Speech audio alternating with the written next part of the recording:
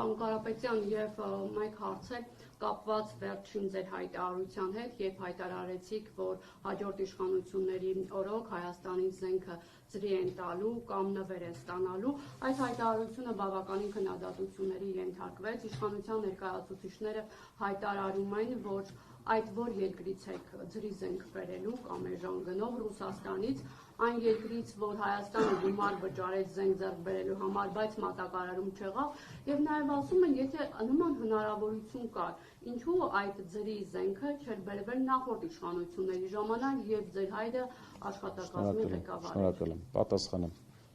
Երկրի առաջնորդը, լինելով Սամվել Կարապետյանը, մենք տեսնում ենք, որ մենք կունենանք շատ էժան ռազմական գնումներ մի պատճառով, որ մոտ է հյուսիսային պատերազմի ավարտը։ Մոտավորապես 12 ամսվա ընթացքում ավարտվելու է հյուսիսում երկու երկրների միջև պատերազմը, որից հետո ամբողջ ռազմական արդյունաբերությունը այդ երկրների ունենալու է արտադրանք, բայց չունենալու պահանջարկ։ Այդ ժամանակ, որպես արդյունաբերության մարդ եմ ասում, իրենք պատրաստ են լինելու անգամներով էժան վաճառեն ռազմական մթերքը, քանի որ մեծ արտադրանք ունեն եւ փառք Աստծո պատերազմի կանգնելու պարագայում չեն կարողանալու այդ ռազմամթերքը իրացնել։ Եվ մենք հայտնվելու ենք մեր պես երկիր, որը էժան գներով գնելու է։ Իսկ որոշ դեպքերում դաշնակցային հիմքերը ամրապնդելու, եթե ցանկություն պետք է մի երկիր ունենա, որովհետեւ մեր երկրի հասարակության մեջ հարցեր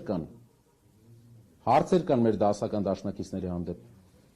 Մենք ստանալու ենք անվճար, իրենք չեն կարող ստանալ անվճար, իրենք անգամ գումար են ուղարկում, ճիշտ են ասում, իրենք անգամ գումար են ուղարկում,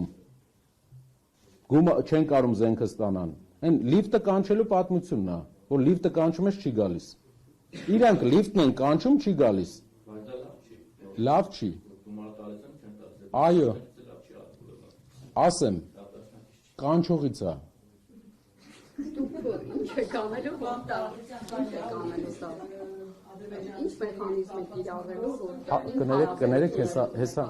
ինչ մեխանիզմ եք կիրառելու, որ Ռուսաստանը դայցի։ Մենք ունենալով,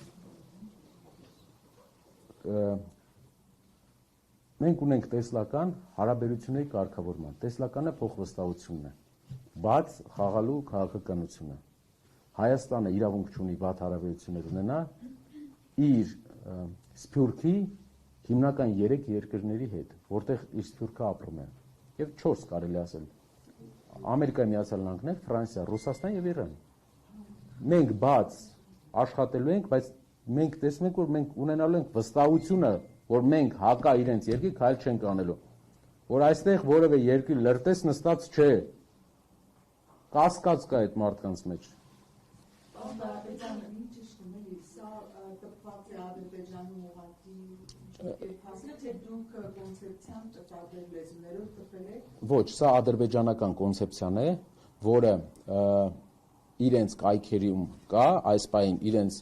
կայքի հղումը կարող եք վերջի էջում տեսնել, այդ կայքի հղումից մեր մասնագետները, ադրբեջանագետները տպել են հենց նույնը, ինչ կայքում կա, եւ ներկայացնում ենք ձեզ։